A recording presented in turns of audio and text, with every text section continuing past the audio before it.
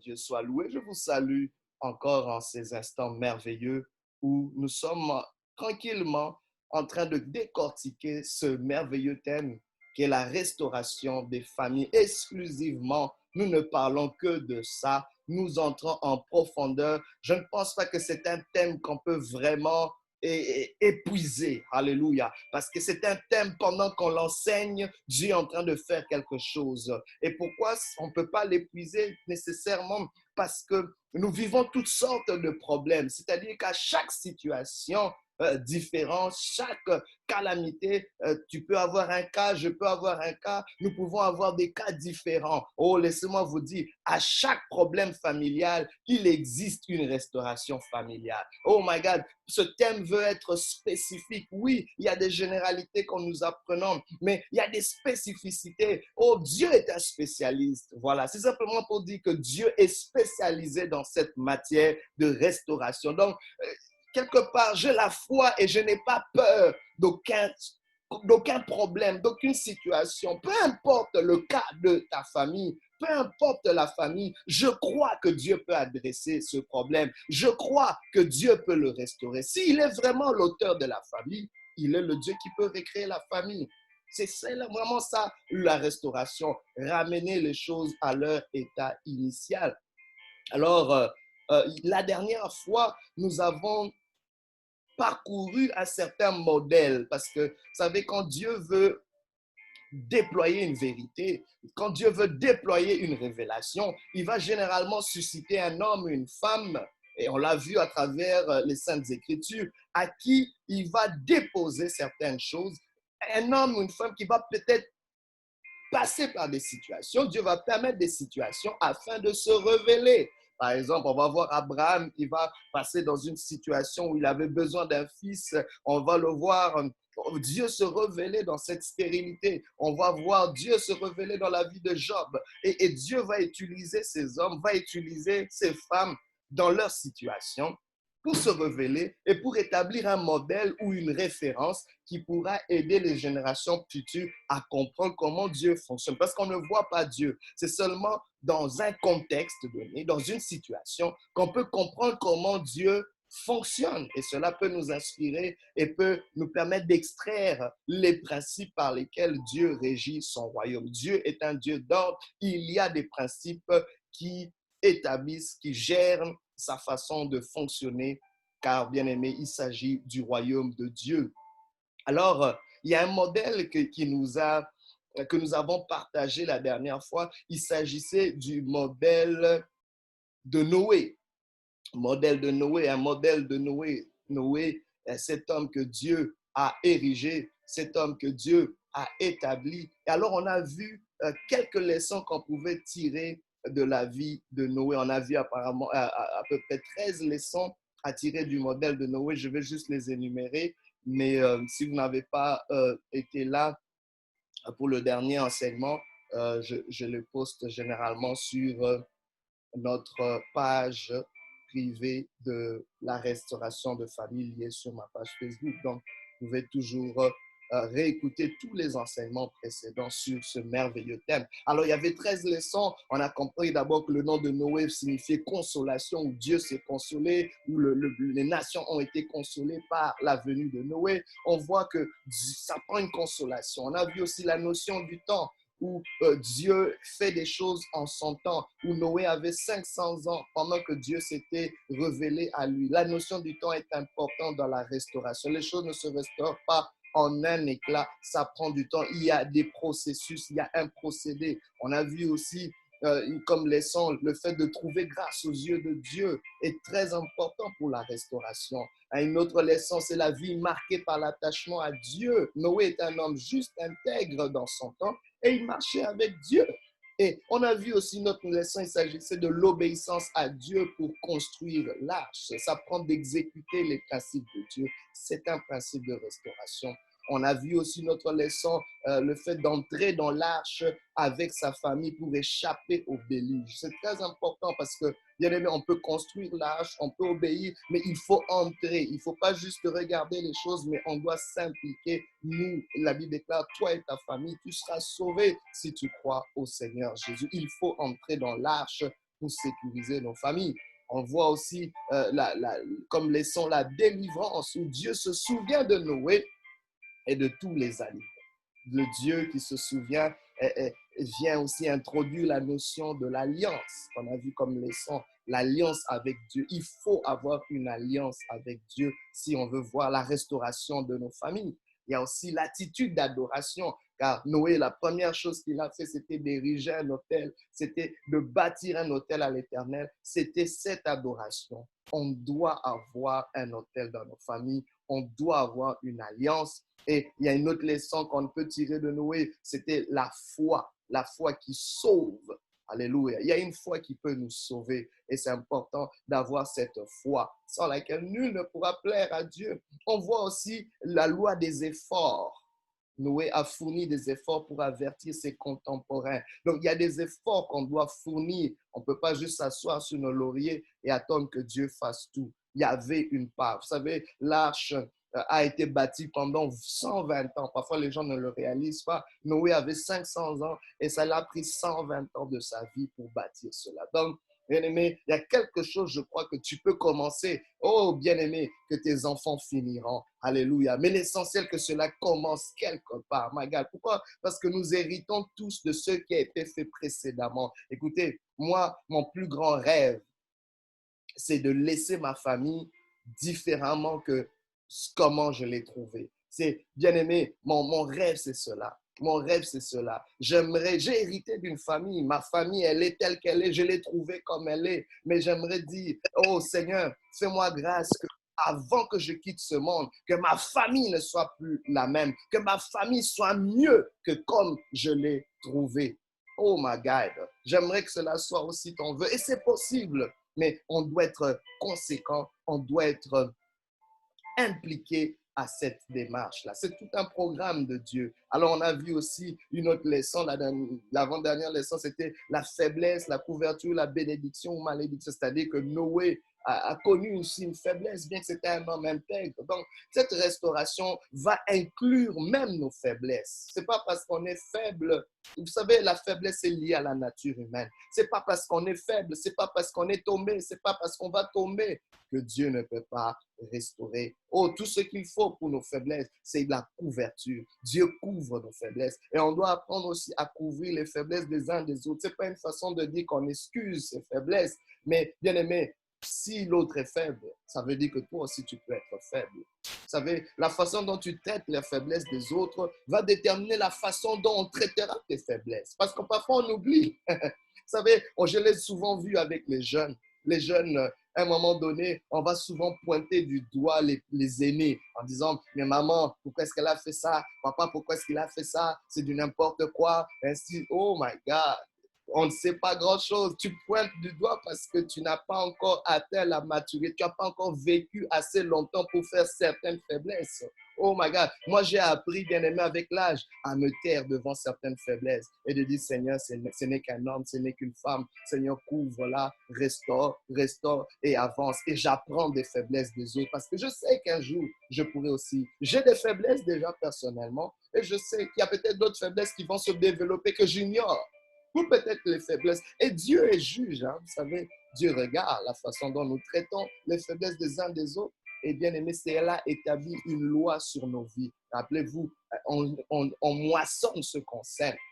Alors, il faut faire attention. La façon dont tu traites les faiblesses des autres va déterminer la façon dont tu traiteras tes faiblesses. Alors, on doit toujours avoir un grain de miséricorde et de grâce envers les faiblesses des hommes. Parce que ce sont des hommes de la même nature que toi. Donc, s'ils sont faibles, c'est que tu peux aussi l'être aussi à un moment donné dans ta vie. Et même la Bible dit que celui qui est debout prenne garde de tomber. Alléluia. Parce que là où un homme est tombé, tout autre homme peut aussi tomber.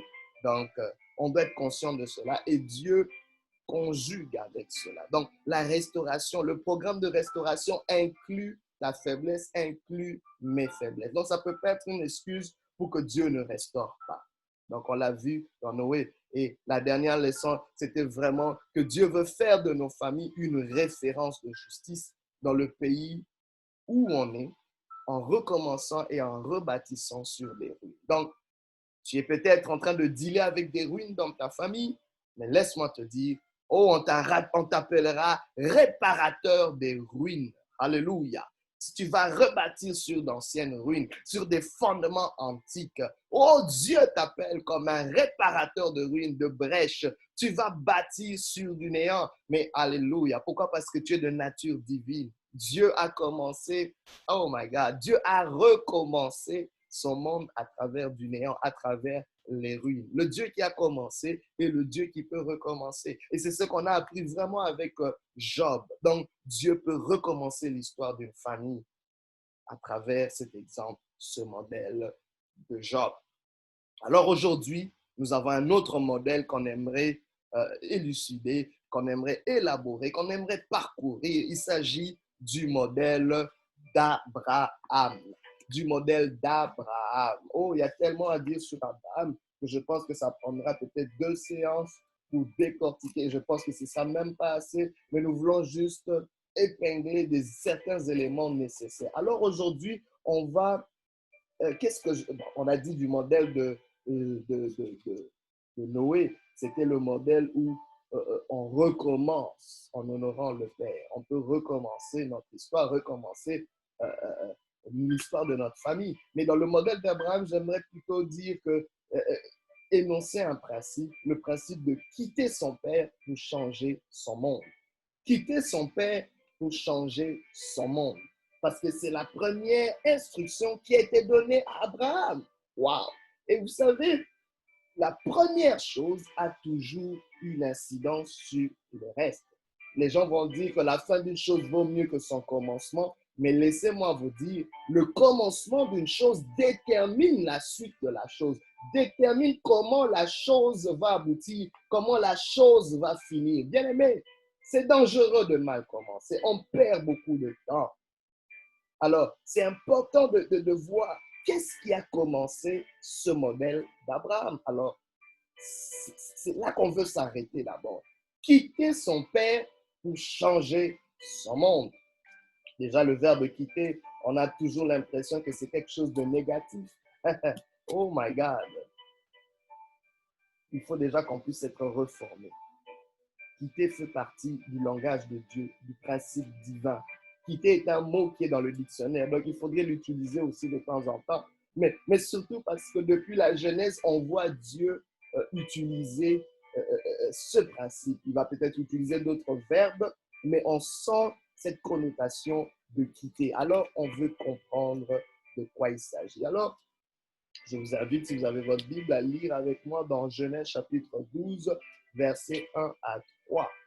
Mais on s'arrêtera vraiment sur le premier verset parce que c'est là qu'on trouve notre principe de base. La Bible dit ceci, l'Éternel dit à Abraham, quitte ton pays, ta patrie et ta famille et va dans le pays que je te montrerai. Waouh!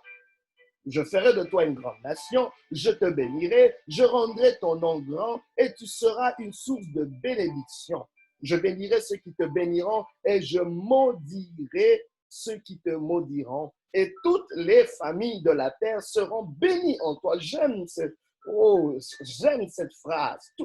C'est une phrase pleine d'espérance. Toutes les familles, on n'a pas dit juste ta famille, on n'a pas dit juste les bonnes familles, on n'a pas dit juste les familles nantis, on n'a pas dit juste les familles de telle race ou de telle contrée, on n'a pas dit juste les familles sans histoire, on n'a pas dit juste les familles sans traumatisme. My God, on a dit toutes les familles. Toutes les familles de la terre seront bénies. Alléluia, y compris ta famille, y compris ma famille. Oh, tu peux dire avec moi, ma famille est appelée à la bénédiction. Je reçois cette bénédiction. Alléluia, alléluia. Donc, on voit déjà cela. Alors, d'emblée, il y a ce principe-là où il lui dit, c'est l'Éternel qui dit. En fait, c'est la première fois qu'on voit Dieu s'adresser à Abraham. On voit cette rencontre, on voit cette connexion. Abraham, écoutez, avait un parcours. Abraham, écoutez, il venait de la Chaldée, il venait de la Mésopotamie, si vous voulez. Et c'était un homme assez particulier, un homme avec beaucoup de principes, un homme qui avait des biens, un homme d'un certain âge, un homme qui vivait en famille. On nous dit qu'il était marié à une femme nommée Saraï, qui lui était aussi parentée quelque part. Et on parle de son père, Nachor, et on parle de son neveu Lot. Donc, on voit déjà Abraham qui vivait dans un contexte familial. Dieu vient rencontrer quelqu'un qui vit dans un contexte familial. Mais l'instruction que Dieu donne, on a l'impression qu'il vient diviser la famille. On a l'impression qu'il vient démanteler cette famille qui vivait paisiblement ensemble. Dieu vient avec cette injonction, il dit, quitte ton pays, ta patrie et ta famille. Oh my God. Et va. En fait, tu ne peux pas aller, wow, dans le pays que je te montrerai si tu n'as pas préalablement quitté ton pays, ta patrie et ta famille. Dans d'autres versions, on va dire la maison de ton père. Wow. L'instruction était claire. Et Dieu n'est pas en train forcément de dire pourquoi. Il est juste en train. Vous savez, aujourd'hui, on est dans une ère où les gens veulent trop questionner. Et c'est pour ça qu'on prend du retard, parce qu'on veut toujours trop clarifier des choses. Vous savez, il y a des choses que tu ne peux comprendre qu'une fois que tu obéis. J'aimerais te dire, je donne cet exemple banal. J'aimerais d'abord qu'on puisse d'emblée mettre cela au clair. Et ça va vous aider, ça va nous aider tout au long de ces enseignements et même dans votre vie, dans peu importe quelle situation vous vous trouvez. Vous savez, quand on est nouveau dans un domaine, on est comme un bébé. Oui. Devant une nouvelle réalité, devant une nouvelle dimension, devant une nouvelle instruction, on est comme un bébé, on est comme un novice, disons. C'est-à-dire, on ne connaît rien. Alors, quand on ne connaît rien sur un domaine, la meilleure façon d'apprendre et d'avancer, c'est d'obéir sans trop questionner. Oui. Regardez un bébé. Il ne sait pas grand-chose sur ce monde. Si le bébé veut avancer, il va avancer avec les instructions de ses parents. On va lui dire, fais un pas ceci, fais cela. C'est comme ça qu'il apprend. Il ne discute pas. Un enfant ne discute pas. Il va juste suivre. Et c'est comme ça qu'il apprend à marcher, il apprend à parler, il apprend à se développer, à faire les choses qu'il a besoin de faire. C'est seulement quand il devient grand, wow, c'est seulement quand il a certaines notions de base, c'est en ce moment-là qu'il peut questionner certaines choses. C'est en ce moment-là qu'il peut comprendre certaines choses. Maman, pourquoi est-ce qu'on fait ça? Maman, papa, pourquoi est-ce que tu me demandes ça? C'est là que les clarifications peuvent venir. En fait, qu'est-ce qui se passe? C'est-à-dire que pour apprendre vite dans un nouveau domaine, obéis sans questionner. C'est seulement une fois. Vous verrez, qu'est-ce qu'on va dire aux parents? Quand les enfants sont petits, donnez-leur des instructions sans trop leur donner des explications. Ça ne va pas les aider parce que leur intelligence ne peut pas saisir ou maîtriser ces explications-là. Ça va simplement les embrouiller ou les pousser à se rebeller et les questions ne vont pas en finir. L'erreur qu'on fait aujourd'hui, c'est qu'on veut donner trop d'explications aux petits-enfants. Non, on ne peut pas leur donner des explications. Ça va retarder leur progrès. Et spirituellement aussi, ça peut retarder ton progrès si tu veux trop d'explications dans des choses. Quand c'est quelque chose de nouveau, un domaine qui est nouveau pour toi, avance en obéissant, en suivant à la lettre l'instruction qui t'a été donnée. Tu vas vite grandir. C'est seulement quand tu deviens grand qu'on t'expliquera pourquoi il fallait faire cela. Moi, il y a des choses que j'ai apprises, c'est seulement après que j'ai dit, waouh, je comprends pourquoi je devais passer par là. Maintenant, c'est clair pour moi. Mais il y avait des choses, il fallait juste que j'embarque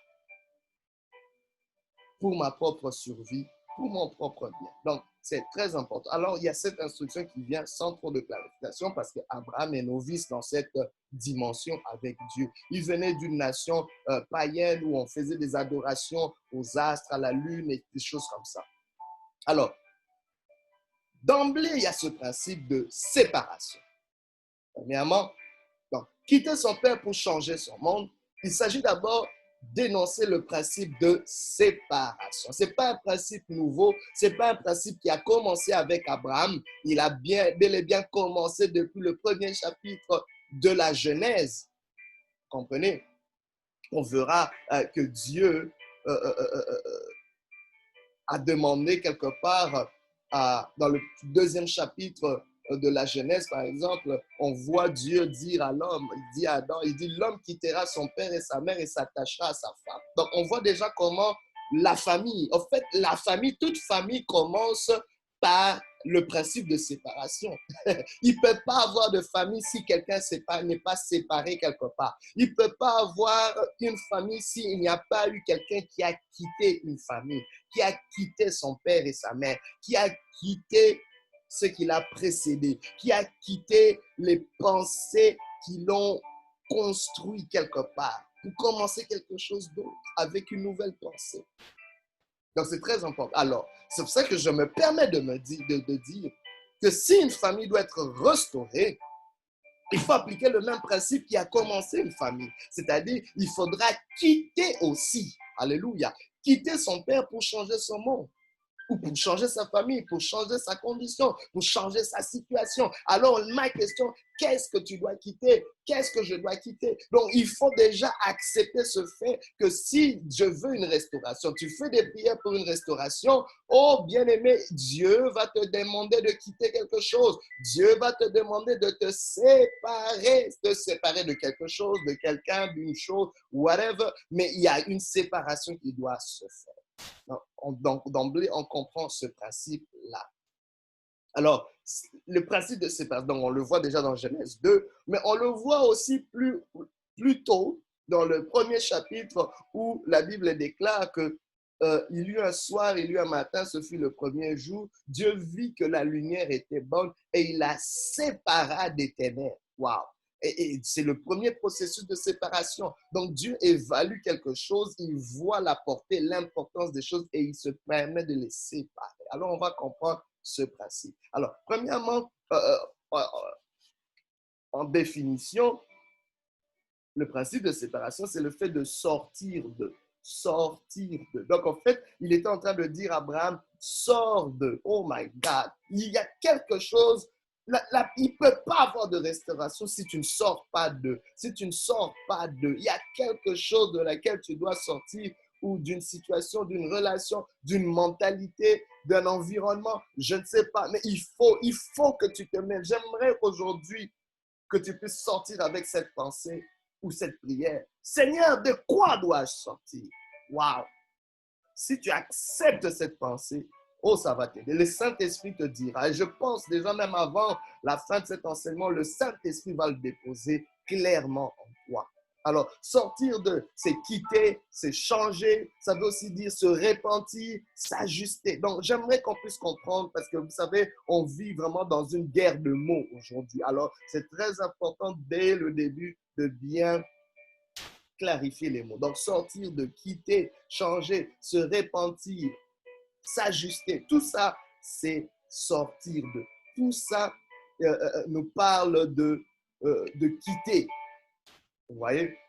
Alors, on va voir aussi, voilà, c'est sortir de pour la bénédiction. En fait, Dieu voulait bénir Abraham et faire de lui une bénédiction pour les nations. Il voulait aussi bénir toutes les familles de la terre au travers d'Abraham. Mais Dieu commence par ce principe. Il dit, si je dois faire de toi une bénédiction, si je dois te bénir d'abord, si je dois rendre ton nom grand, si je dois faire de toi une source de bénédiction pour les nations et bénir toutes les familles de la terre, il faut que tu puisses sortir de, c'est-à-dire quitter, changer, se repentir, s'ajuster. On est d'accord? Alors, c'est ça la condition sine qua non pour la bénédiction. Vous savez, aujourd'hui, les gens veulent tellement de bénédictions avec Dieu. Mais il faut comprendre comment Dieu fonctionne. Tu ne peux pas avoir une bénédiction de Dieu si tu n'es pas sorti d'eux. Si tu n'es pas sorti d'eux. Ça te prend de sortir d'eux.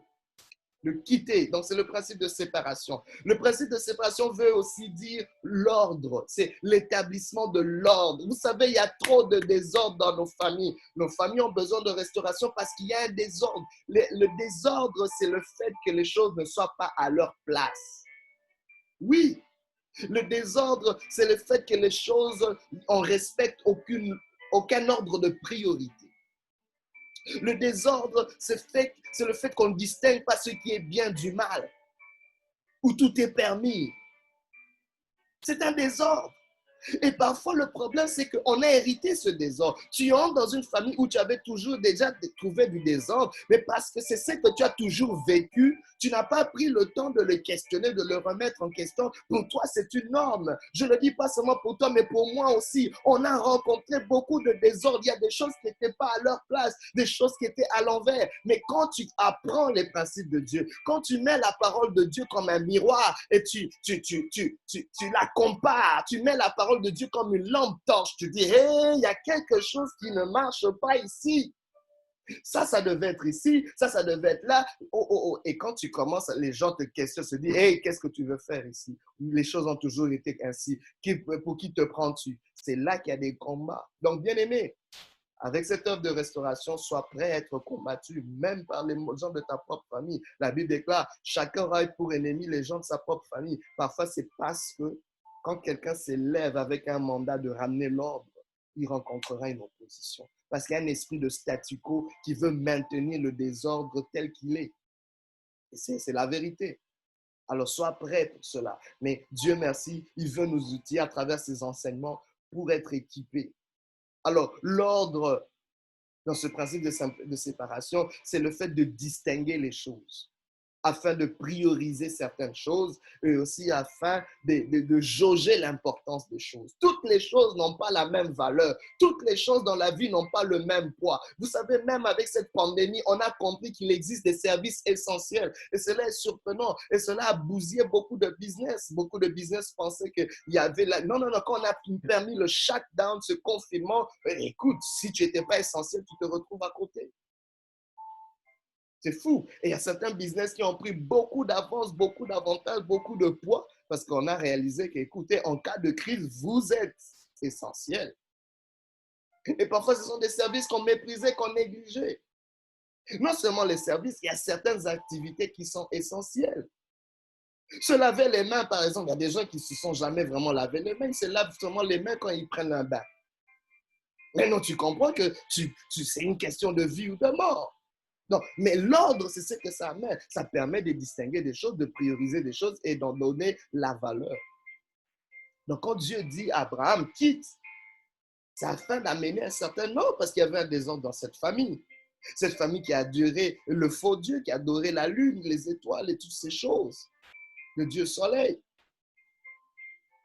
Mais Dieu vient se révéler comme étant le vrai Dieu, Abraham, le seul vrai Dieu. En fait, il est en train de le tirer du polythéisme au monothéisme, c'est-à-dire de l'adoration de plusieurs dieux à l'adoration d'un seul Dieu. Il le sort de quelque part, il le sort d'une certaine amalgame. Je ne sais pas de quoi Dieu veut te sortir, mais laisse-moi te dire, aujourd'hui, si tu prends la décision de sortir de peu importe ce que c'est, oh, j'aimerais te dire d'emblée, il n'y a pas quelque chose de plus grand que tu ne peux pas sortir. Oh, laisse-moi te dire, ce qui t'appelle est beaucoup plus grand de ce que tu dois sortir. Alléluia. Ne sois pas intimidé par cette chose qui te retient. Laisse-moi te dire, là où Dieu t'appelle est toujours beaucoup plus vaste, beaucoup plus noble, beaucoup plus intéressant de ce que tu dois quitter. Oh my God, Dieu ne t'amène pas vers un déficit. Il t'amène toujours vers un bénéfice. Alors, n'aie pas peur de l'appel de Dieu. Quand Dieu appelle quelqu'un, il appellera toujours à quitter.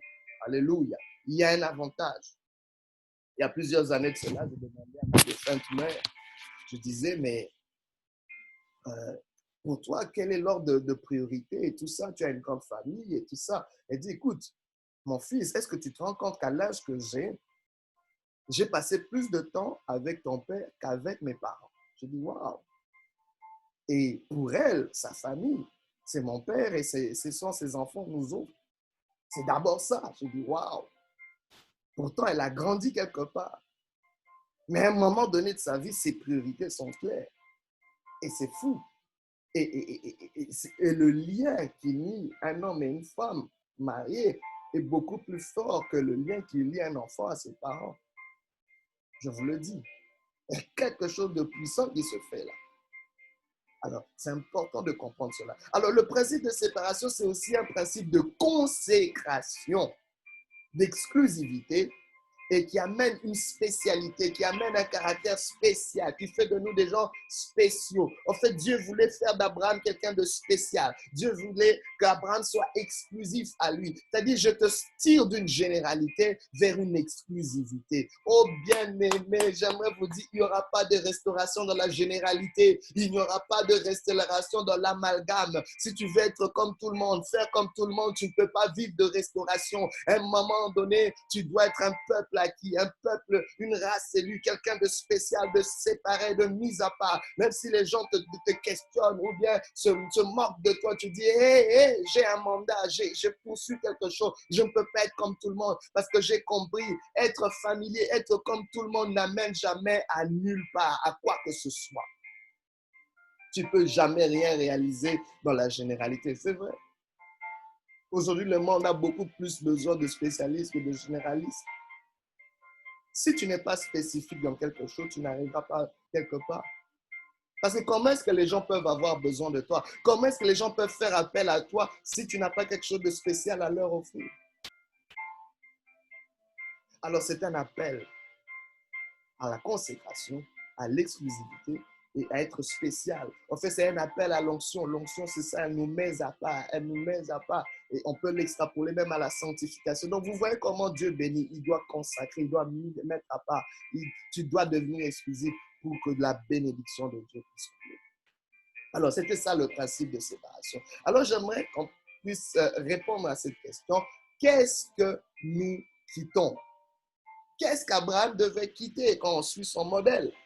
La Bible est claire. On voit 3 domaines ou 3 environnements qu'il devait quitter. Donc, on voit un environnement limitatif. Donc, la réponse est on doit quitter un environnement limitatif. Vous savez, l'environnement est comme un cercle qui nous entoure. On va dire l'homme est le produit de son environnement. Et c'est vrai parce que c'est circulaire, c'est cyclique. Et chaque être humain, naturellement, selon la biologie, on vient d'un cycle. Alléluia. Il y a un cycle dans la femme. Les menstruations et toutes ces choses, c'est circulaire, ça tourne, ça tourne. C'est un cercle, c'est un environnement qui produit quelque chose. Alléluia. Oh, mais que faisons-nous quand le cycle n'est pas positif? Quand le cycle est négatif, quand le cycle nous emprisonne, au lieu de produire, le cycle est en train de restreindre, ou le cycle est en train de produire quelque chose qui n'est pas bon. Et c'est ce qui se passe. Nous vivons dans des cycles infernaux, nous vivons dans des cycles qui nous emprisonnent. Et Dieu est en train de dire à Abraham, sors de ce cycle, sors de cet environnement, sors de ce cercle limitatif. Et Dieu est en train maintenant d'être spécifique sur ce cercle. Il lui dit, quitte ton pays, ta patrie et la maison de ton père ou ta famille. Ton pays, c'est quoi? C'est un environnement beaucoup plus large. Vous savez, vous pouvez peut-être le nier, mais le pays dans lequel vous vivez ou le pays dont vous êtes origine a une grosse incidence sur la façon dont vous fonctionnez. Je vous le dis. Il y a comme... c'est quelque chose que le Seigneur m'avait révélé. Il m'a dit, écoute, si tu veux vraiment accomplir quelque chose, tu dois d'abord accepter une vérité qui est peut-être pas agréable pour toi d'accepter. C'est que tu es le produit du pays dont tu es originaire. Bien, mais non, mais je ne suis pas comme tout le monde. Dieu me dit, accepte d'abord ça. Si tu l'acceptes, tu pourras identifier l'esprit qui régit ton pays. L'esprit ou la mentalité qui régit ce pays d'origine. Et tu pourrais être intentionnel quant à ta façon de le défaire. Voilà. C'est-à-dire parce que si tu ne le fais pas, tout ce que tu voudras réaliser, à un moment donné, va être rattrapé à la mentalité de tes origines. Waouh! Seigneur, aide-moi. Alors, c'est comme ça que j'ai commencé à faire des recherches, à identifier quel est l'esprit de mon pays d'origine. Quelle est cette mentalité première qui la régit? Est-ce que c'est un esprit d'irresponsabilité? Est-ce que c'est un esprit qui favorise plus le plaisir que les responsabilités? Est-ce que c'est quoi, Seigneur? Est-ce que c'est un esprit de dictature? Oui. Est-ce que c'est un esprit de loisir? de beaucoup trop de loisirs et très peu de responsabilités. C'est quoi, Seigneur? Est-ce que c'est un esprit, une mentalité de très peu de leadership? Seigneur, montre-le-moi. Alors, j'ai commencé à étudier, à décortiquer cela et à identifier ces choses en moi, à dire, waouh, Seigneur, oui, il y a ça en moi, oui, je le reconnais. Et c'est là que la repentance sincère commence. La repentance, c'est un changement d'attitude, un changement de mentalité. Et c'est là qu'on peut défaire cela. Alors, tu dois connaître quelle est la pensée qui régit ton pays. C'est-à-dire, une famille est dans un pays. Oui. Alors, les gens parfois font abstraction de cela. Si tu es au Québec, il y a une mentalité québécoise qui régit ta famille. Si tu es au Canada, il y a une mentalité canadienne. Peu importe d'où tu viens, l'environnement, là, elle est limitative. C'est un cercle. Tu es dans le cercle. Accepte d'abord que tu es dans le cercle pour défaire le cercle. Oh, j'aimerais te donner une bonne nouvelle. La bonne nouvelle, c'est que Dieu veut établir un cercle dans un cercle. Oh my God. Oh my God. Tu dois reconnaître que tu es dans un cercle qui te limite. Mais Dieu va amener un autre cercle, le cercle de sa parole, le cycle de sa parole, un nouveau cycle dans ta vie qui peut défaire tous les cycles de l'ennemi. Et Dieu peut le faire. Mais il faut d'abord reconnaître qu'on est d'abord dans un environnement qui nous limite. Alors c'est ça le pays. Mais la patrie aussi, et ça amène une autre connotation. Elle est différente du pays. La patrie, c'est cet amour. C'est cet attachement émotionnel sur un territoire. Vous voyez? Hein? On parle de la mère patrie. On voit un caractère affectif sans trop questionner pourquoi. On est attaché. Voilà, c'est un attachement. Un attachement tellement profond, tellement enraciné. Où on refuse de se défaire de quoi que ce soit. Où on est prêt à agresser toute personne qui essaierait de nous détacher. Donc, il est en train de dire, quitte ce que tu aimes de cet environnement. Waouh! Waouh! Waouh! Comment est-ce que je peux le faire? En fait, Dieu ne pouvait pas le faire pour lui. Vous savez une chose, Dieu ne va jamais séparer deux personnes qui s'aiment. Non. Si tu aimes une chose, même si tu aimes le péché, Dieu ne va pas te séparer de ce péché. Dieu ne sépare jamais ceux qui s'aiment. Non. Il sépare seulement ceux qui se haïssent. C'est-à-dire, à un moment donné, tu dois commencer à haïr ce que tu aimes pour que Dieu t'en sépare.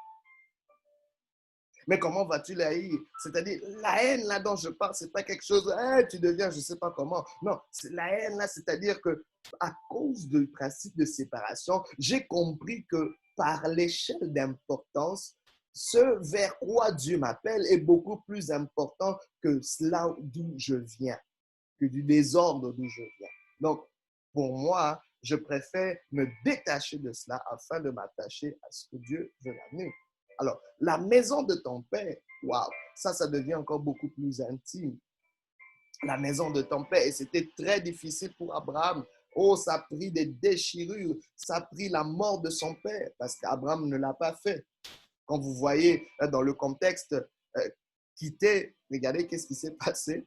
En réalité, c'est le père même d'Abraham qui a pris l'initiative de quitter. Il a pris Abraham et il a pris Lot. Et ils ont quitté tous ensemble. Mais l'appel de Dieu, ce n'était pas ça. Il dit non. Oui, vous avez quitté le pays. Vous avez peut-être quitté la patrie. Mais la maison de ton père, tu ne l'as pas encore quittée. Oh, c'était dur pour Abraham. À telle enseigne que quand il a fallu que Dieu permette la mort de son père, est mort. Oh, mais il est resté avec Lot. Je ne sais pas, c'était peut-être parce qu'il n'avait pas d'enfant.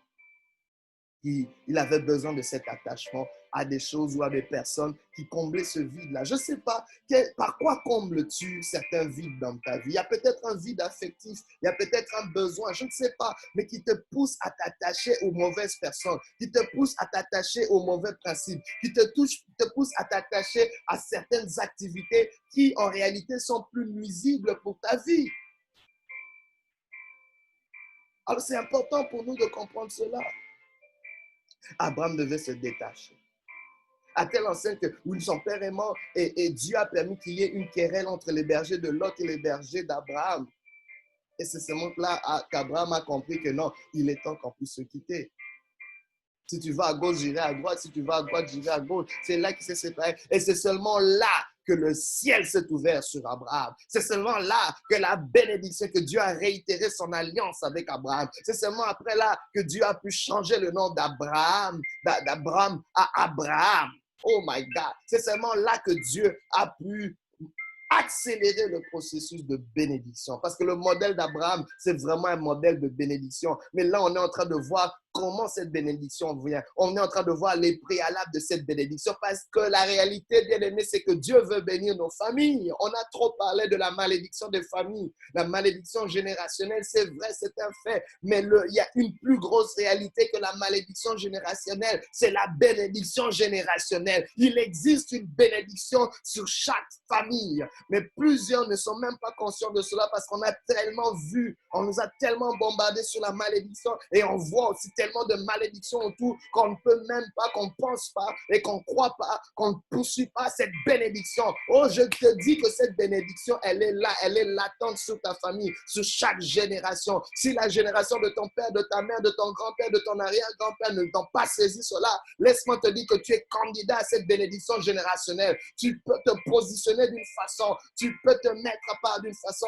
tu peux te séparer d'une façon afin de l'hériter, afin de la saisir, afin de te positionner pour cette bénédiction.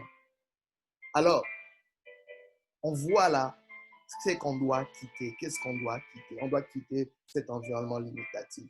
Alors, quels sont les avantages de quitter? On est en train de progresser ici. Le premier avantage de quitter, c'est la délivrance. Oui, on quitte parce qu'on doit sortir de quelque chose. Délivre-moi. Ben, il faut sortir. Il fallait que les enfants d'Israël sortent de l'Égypte. Il fallait qu'Abraham quitte la Mésopotamie. Il devait sortir de la maison de son père. Il devait quitter sa patrie. Il y a une délivrance qui se fait. En fait, pendant qu'il sort, il est délivré des pratiques qui se faisaient là. Il est délivré de la mentalité qui régissait le lieu de lequel il venait. Oh, je ne sais pas de quoi tu dois être délivré, mais Dieu veut te délivrer. Dieu veut te sortir de là. Sortir de là. L'exode, c'est la sortie. Dieu doit d'abord te sortir avant de te bénir. Dieu d'abord doit te sortir avant de t'établir. Dieu veut te sortir de quelque chose. Tu peux te faire cette prière, Seigneur, sors-moi, délivre-moi. Alors, l'avantage, c'est la délivrance, c'est aussi la guérison. Pendant que Dieu te sort, vous savez, quitter va vraiment enclencher le processus de délivrance, mais aussi le processus de guérison. Vous savez, la délivrance, c'est Dieu nous sort d'une situation, d'une réalité, d'une relation, ou que sais-je. Mais la guérison, c'est que Dieu sort la situation de nous. Dieu sort la relation de nous. Dieu sort cette chose de nous.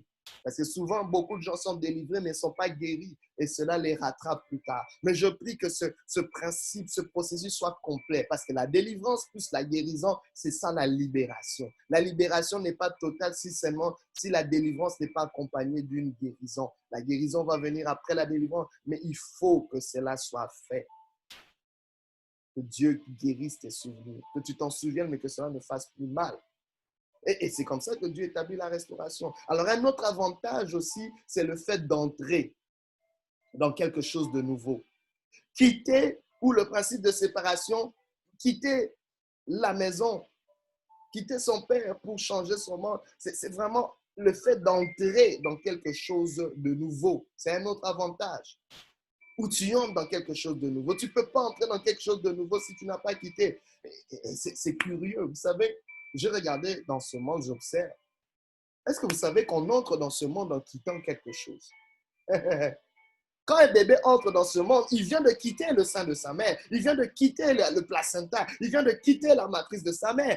Et c'est avec un cri qu'il crie. C'est une détresse, c'est une déchirure. Oh my God, mais c'était peut-être un traumatisme, mais c'est pour entrer dans quelque chose de plus grand. Et oh my God, une fois que cet enfant a poussé son cri, cet enfant ne se souvient plus de là où il est entré, de là où il est sorti. Il apprend maintenant à vivre, à survivre, à s'épanouir, à s'établir dans son nouvel environnement. Je prie que Dieu te fasse entrer dans quelque chose de nouveau. Et même quand je regarde aujourd'hui, même les autoroutes que nous avons, est-ce que vous savez que quand vous êtes sur l'autoroute, pour entrer, il faut sortir. On va te dire la sortie 40, la sortie 45, la sortie 10. C'est toujours des sorties. Mais à un moment, je dis, mais On sort de quoi? Oui, tu sors de l'autoroute. Mais j'ai dit, mais pourquoi on n'appelle pas ça entrer? Entrer Henri Bourassa. Non, non, non, non, on ne peut pas te dire, non, tu n'as pas droit à entrer si tu n'es pas sorti. Alléluia. Dieu te dit, sors d'abord, sors de l'autoroute et tu pourras entrer sur Henri Bourassa. C'est pas vrai. C'est pas vrai que tu vas entrer si tu n'es pas sorti. La vie ne te laissera jamais entrer dans quelque chose si tu n'as pas appris à sortir de quelque chose. C'est ça un avantage.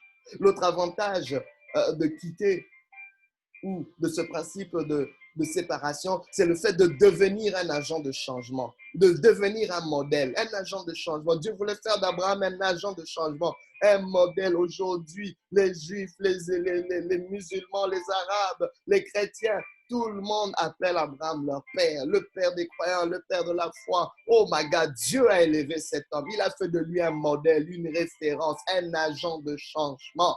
Oh my God, Dieu veut le faire pour toi, il veut le faire pour ta famille, il veut le faire pour chaque famille de la terre. Mais on ne peut pas devenir, il y a un devenir qui attend après ta séparation, qui attend après ta sortie, qui attend après que tu quittes.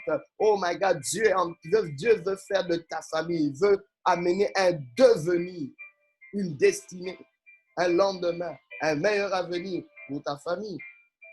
Et il le fait déjà et il est capable de le faire. Notre Dieu est merveilleux. Alléluia. Mais il y a quelques raisons, parce que c'est bien beau de le dire, parce que la réalité nous montre autre chose. Il y a plusieurs raisons pour lesquelles on ne veut pas ou on ne peut pas quitter. Ouais, je dis on ne veut pas ou on ne peut pas, parce que je discutais même avec un homme de Dieu en lui disant, mais oh, peut-être que les gens ne peuvent pas. Il m'a dit, écoute, vouloir et pouvoir vont comme des frères siamois, des jumeaux. Oui, quelqu'un qui veut trouvera le pouvoir de le faire. Oui, même les gens de ce monde m'ont dit, celui qui veut peut. Alors tu vas dire, ah, bon, mais peut-être quelqu'un il peut, mais il ne veut pas. C'est quelqu'un qui peut, qui a le pouvoir, trouvera aussi la volonté. L'un va avec l'autre. Donc, on ne peut pas donner une excuse, oh, mais je veux, mais je ne peux pas. Non, non, non, non. Si tu veux vraiment, tu pourras. Oui, si tu veux vraiment, tu pourras. Si tu veux vraiment, tu pourras. Oh my God, si tu veux cette restauration, tu pourras l'avoir. Alléluia. Et c'est très important. Mais alors, qu'est-ce qui empêche, quelles sont ces raisons-là qui empêchent les gens de vouloir, de pouvoir quitter ou sortir ou se séparer? Premièrement, il y a la peur de l'inconnu. La peur, oh my God, c'est le virus. Je l'appelle virus, qui est attaché à la nature humaine. Il y a une peur attachée à chaque être humain. Il faut accepter cela. Mais pourquoi? Parce que si tu n'acceptes pas la peur qu'il y a en toi, tu ne pourras pas réclamer l'antidote de la peur. 365 fois dans la Bible, Dieu dit « n'aie pas peur ». S'il le dit, ça veut dire qu'on a peur. À Josué, il a répété plusieurs fois « n'aie pas peur, prends courage ». C'est parce qu'il avait peur. Mais vous savez, plus Dieu le répète, plus Dieu est en train de le créer en toi. My God, quand Dieu te dit « n'aie pas peur », il est en train de créer l'antidote de la peur, contre la peur, contre la peur. Parce que sa parole est créatrice. Quand il te parle, il est en train de créer quelque chose. Alors, si tu ne reconnais pas l'état dans lequel tu es, tu ne reconnais pas le genre de peur que tu as, il sera difficile à Dieu d'adresser cette peur. Il sera même difficile pour toi de réclamer cet antidote. Mais la plus grande peur ici, c'est la peur de l'inconnu. Les gens n'arrivent pas à quitter parce qu'ils ont peur de l'inconnu. Le bébé dans le ventre de sa mère, et il est tellement habitué, la température ambiante est juste parfaite, tout est beau, tout est wow, tout est parfait dans le sein maternel. Pourquoi est-ce qu'il va quitter un environnement pareil? Oh, parce qu'il y a quelque chose que tu ne connais pas. Et justement, le problème, le bébé va dire justement, le problème c'est parce que je ne connais pas ce monde-là. Je veux rester dans un endroit que je maîtrise. J'ai peur de l'inconnu. Oh bien-aimé, tu as peut-être peur de l'inconnu. J'ai aussi peur de l'inconnu. Mais il faut saisir cet inconnu. Alléluia. L'inconnu reste simplement un mystère parce que tu n'y as pas encore goûté. L'inconnu est déjà connu. L'inconnu est déjà connu par Dieu. L'inconnu est déjà connu par Dieu. L'inconnu pour toi est déjà quelque chose de connu pour les gens qui t'ont précédé. Oh my God. Oh, je prie que Dieu puisse te connecter avec quelqu'un qui est déjà passé par l'inconnu que tu veux traverser. Je prie que tu connectes avec Dieu, que tu fasses confiance au Dieu qui maîtrise l'inconnu. Oh, tu peux dire avec moi, Seigneur, je ne sais peut-être pas ce que mon avenir me réserve. Je ne sais peut-être pas ce qu'il y a de l'autre côté du fait de quitter. Mais Seigneur, mon Dieu, je sais que c'est un lieu que tu connais. Je sais que c'est un lieu que tu maîtrises. Je sais que c'est une condition que tu maîtrises. Et j'accepte d'avancer avec toi. Ça doit être ça, notre attitude. Pour contrer cette peur. Je renverse cet esprit de peur dans ta vie. La peur de finir comme ta mère. La peur de finir comme ton père. La peur d'échouer dans ta famille. La peur d'échouer dans ton mariage. Au nom de Jésus. La peur d'échouer en tant que mère. Je renverse cela dans le nom de Jésus. N'aie pas peur de l'inconnu. Avance et embrasse-le à bras le corps. Cette restauration est possible au travers de toi. Et vous savez, l'autre raison, c'est la familiarité. On est tellement familier à notre environnement, même s'il est limitatif, même s'il est stérile, même s'il est nuisible, même s'il est toxique. Vous savez, le grand problème qu'on a avec la bonne nouvelle, c'est pas parce qu'elle est bonne. Le problème qu'on a avec elle, c'est parce qu'elle est nouvelle. C'est pour ça que notre chair va la combattre. On combat toujours ce qui est nouveau. On combat toujours ce qu'on ne maîtrise pas. On aime la familiarité, mais la familiarité amène toujours quelque chose de mépris. La familiarité va amener un mépris. Ce sera difficile de saisir la loi de l'honneur si on reste dans la familiarité. Donc, c'est une raison, les gens veulent rester dans la famille. Oh, mais non, on a toujours été comme ça, on fait toujours comme ça. Non, cette familiarité va te tuer. Tu vas mépriser les choses sacrées dans la familiarité. Vous savez, les gens veulent avoir des repères. Mais laissez-moi vous dire, en suivant le Dieu qui est ton Père, le véritable Père, le Père céleste, lui devient ton repère.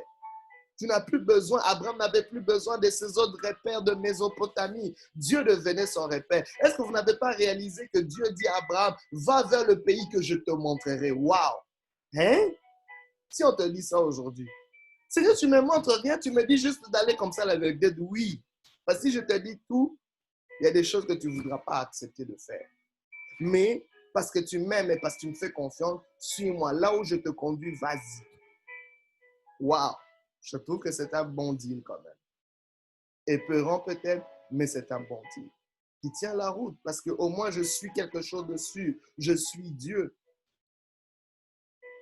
Alors, la troisième raison, il y a peut-être plusieurs raisons, mais je vais juste me limiter à 3 raisons. C'est le manque d'exposition. Oui, les gens n'arrivent pas à quitter ou à se séparer parce qu'ils ne sont pas exposés à quelque chose de mieux. Parce qu'ils n'ont pas vu quelque chose de mieux ou ils n'ont pas entendu qu'il existe quelque chose de mieux. D'autres se disent que non, mon monde c'est ça, il n'y a rien de mieux, il n'y a rien de bon, je ne sais pas, j'ignore qu'il y a quelque chose de bon. Pourquoi est-ce que je veux poursuivre? Pourquoi je veux quitter en ne pensant pas que c'est possible de vivre autrement? Oh my God, je prie que Dieu, l'Esprit de Dieu crée cette possibilité en toi. C'est possible de faire mieux. C'est possible de vivre mieux. C'est possible. Je prie que Dieu puisse t'exposer à cette pensée, juste cette idée. Alléluia. C'est pour ça que ne méprisez pas les questionnements. Parfois, les questionnements, oh my God, la remise en question de certaines choses. Oh, mais si on pouvait vivre autrement, si ma famille pouvait faire ça, il faut questionner. Poursuis ces questionnements-là. C'est en train d'ouvrir des possibilités. Ne méprisez pas non plus les voyages. Les voyages créent des possibilités. Être exposé à autre chose, à un autre environnement. Va dans un autre cercle. Va voir ce qui se fait ailleurs. La lecture. Lire sur des histoires, des biographies, des vies changées, des vies qui ont fait ce pas peut t'exposer aussi à quelque chose. Aller dans certains lieux peut t'exposer. Connecter avec certaines personnes qui sont passées avant toi peut t'exposer aussi à quelque chose. Les gens ne sont pas assez exposés, c'est pour ça ils n'arrivent pas à quitter.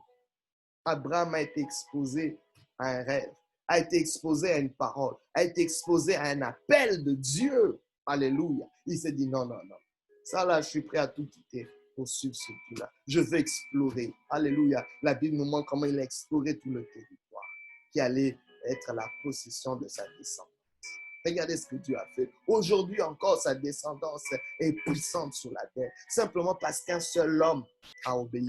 Parce qu'un seul homme a suivi un rêve. Parce qu'un seul homme a osé quitter. Oh my God, je ne sais pas ce que ton avenir sera. Je ne sais pas ce que ta descendance sera. Mais laisse-moi te dire, oh, ce sera quelque chose de beaucoup plus glorieux que ce que tu vois. Je te l'annonce dans le nom de Jésus. Alors pour terminer, bien-aimés, comment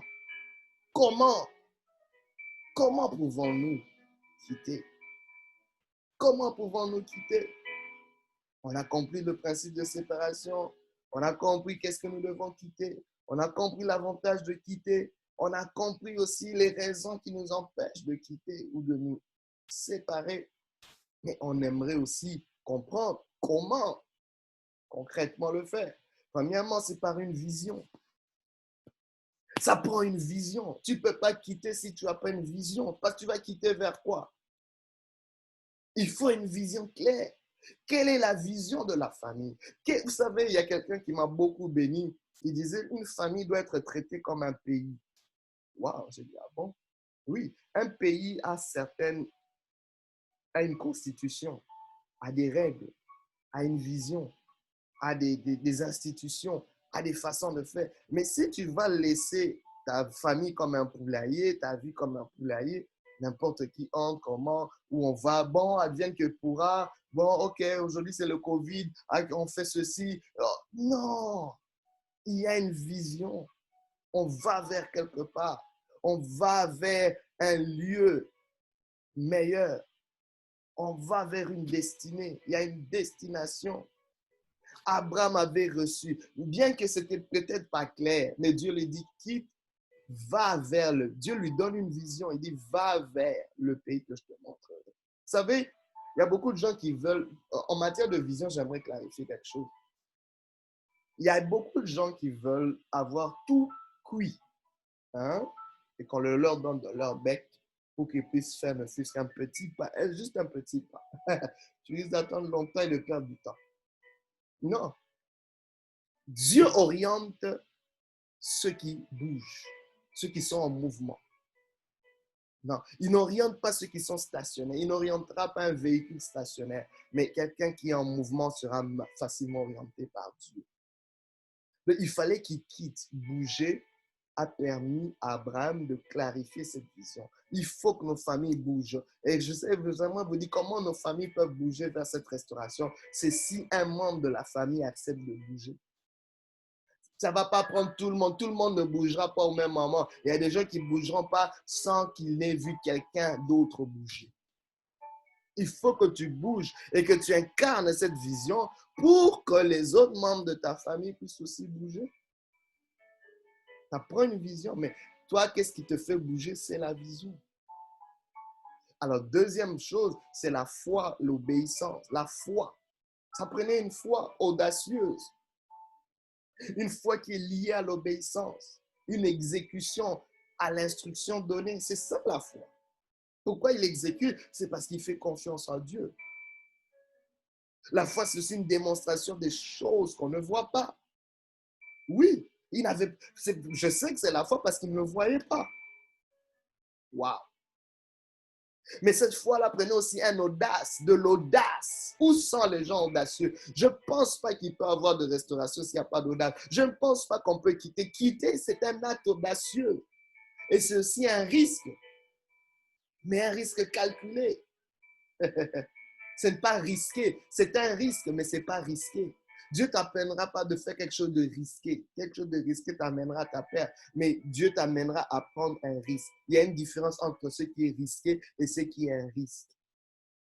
Ce qui est risqué, c'est quelque chose dont les pour et les contre sont très déséquilibrés. Il y a plus de contre que de pour. Et c'est quelque chose qui n'est pas lié à la foi. C'est quelque chose dont l'issue va amener une perte certaine parce qu'elle n'est pas assise sur des valeurs et des principes solides. Mais un risque, c'est comme un dépôt, alléluia, un dépôt de foi que tu mets sur quelque chose de sûr, que tu mets sur quelque chose qui a été éprouvé. Je mets ce dépôt, mon risque est un dépôt pour cet appel, cette bénédiction pour ce mandat que Dieu a pour toi. Troisièmement, on peut aussi quitter en faisant alliance par le sacrifice. Oui, Abraham a dû faire alliance par un sacrifice. Il a fait alliance avec Dieu par un sacrifice. Et ça prend cela. Tu peux faire alliance par les sacrifices de tes actions de grâce. Tu peux faire alliance. Une alliance ne peut pas être activée s'il n'y a pas d'acte de sacrifice sur l'autel. Il faut une alliance activée par un sacrifice. Cela nous aide, bien-aimés, à quitter. Mais dernièrement, nous devons aussi quitter avec l'aide du Père. Vous savez, le mot Père, c'est le mot source, soutien et réservateur. Beaucoup manquent de recevoir l'aide du Père parce qu'ils ne le demandent pas, parce qu'on s'attend seulement à l'aide des hommes. On oublie que Dieu est aussi une aide et la meilleure des aides possibles. Dieu peut t'aider à quitter. Tu peux dire avec moi ce soir, Seigneur, aide-moi à quitter, aide-moi à sortir, aide-moi à quitter mon Père pour changer mon monde. Ton Père, c'est cette mentalité que tu as héritée. La Bible déclare, nous avons hérité cette vaine manière de vivre de nos pères. Oui, tu es infecté par cette mentalité, je suis infecté par cette mentalité, mais nous devons défaire cela. En fait, nous devons désapprendre. Voilà, c'est ça. En réalité, pour résumer cet enseignement, on doit désapprendre ce qu'on a appris qui ne fait plus l'affaire, qui était peut-être bon à un moment donné, mais pour nous amener à la prochaine étape, ce que tu as appris de tes pères, ce que tu as appris de tes origines, ce que tu as appris de ton environnement ne fera plus l'affaire. Donc, tu dois défaire cela. Tu dois désapprendre afin de réapprendre. Voilà. Dieu ne peut pas mettre une nouvelle révélation, une nouvelle connaissance, de nouveaux acquis sur ce que tu as déjà. Il faut faire de la place. Je donne toujours cet exemple. Si tu veux du vin nouveau, il faut que ton verre soit vide, ton vase soit vide. Si tu as un verre rempli d'eau, Dieu ne versera jamais du vin dessus. Tu vas gâter le vin. Il faut faire le vide. Oser. Alléluia. Oui, on doit faire cela afin que Dieu puisse ajouter quelque chose. Oh, il y a un vin nouveau que Dieu est en train de déverser sur toi. J'aimerais prier avec toi. Prier pour toi. Prier pour nous. Prier pour nos familles. Seigneur, je te bénis pour ces instants, pour cet enseignement. Je prie au Dieu que tu puisses déverser. Seigneur, nous venons comme des vases. Alléluia. Oh, des vases vides. Nous venons, Seigneur, mon Dieu, ayant quitté, nous prenons cette audace, ce risque de quitter, Seigneur, ces choses qu'on a apprises. Seigneur, mon Dieu, qui ne nous ont pas aidés jusqu'ici. Seigneur, ces choses qui ne peuvent pas nous aider vers la prochaine étape. Seigneur, nous venons désapprendre de ces choses qui nous ont limités, emprisonnés. Nous voulons sortir de là. Seigneur, nous amenons nos vies comme des vases vides. Nous nous répentons, nous nous ajustons et nous venons devant toi. Esprit de Dieu, remplis-nous, déverse sur nous, Seigneur, ce vin nouveau. Seigneur, mon Dieu, cette nouvelle vie, au nom de Jésus. Seigneur, nous voulons recevoir de toi. Bénis la vie de chacun. Je prie, Seigneur, que peu importe la condition dans laquelle mes bien-aimés se trouvent, Seigneur, je prie que tu déverses quelque chose de nouveau. Je prie que tu puisses les aider à quitter. Nous avons besoin de ton aide, au Père. Aide-nous à quitter. Toi, le Dieu qui a aidé Abraham, toi qui as été son soutien, toi qui étais sa source. Seigneur, sois notre source, cette source qui peut nous ressourcer. Sois notre soutien, cet appui. Oh mon Dieu, sois aussi celui qui peut nous préserver devant les combats qui existent, Seigneur, mon Dieu, en faisant ce pas. Je prie que tu puisses assister chacun dans le nom de Jésus. Seigneur, bénis tout un chacun qui reçoit cette parole, qui reçoit cet enseignement. Mon Dieu, que ce modèle d'Abraham, oh mon Dieu, puisse activer la bénédiction dans nos vies, cette bénédiction générationnelle, qu'elle soit relâchée maintenant au nom de Jésus. Alléluia. Merci Seigneur Jésus. Gloire à Dieu. Amen. Je ne sais pas si vous avez des questions. Vous pouvez ouvrir votre micro, les poser. Ça me ferait plaisir d'y répondre. Sinon, nous avons fini avec l'enseignement de ce soir. Et j'aimerais vous remercier d'avoir participé, d'avoir pris votre temps. Et n'hésitez pas à vous connecter sur le groupe pour suivre les enseignements précédents ou même pour réécouter l'enseignement de ce soir. Si vous n'avez pas Facebook, je pourrais toujours vous l'envoyer sur votre courriel si vous me l'envoyez. Okay? Donc, si vous n'avez pas de questions, je vous souhaite une très bonne nuit et que Dieu vous visite et vous fasse énormément de bien. Car il vous aime et il est en train déjà de restaurer votre famille. Soyez bénis. Alléluia.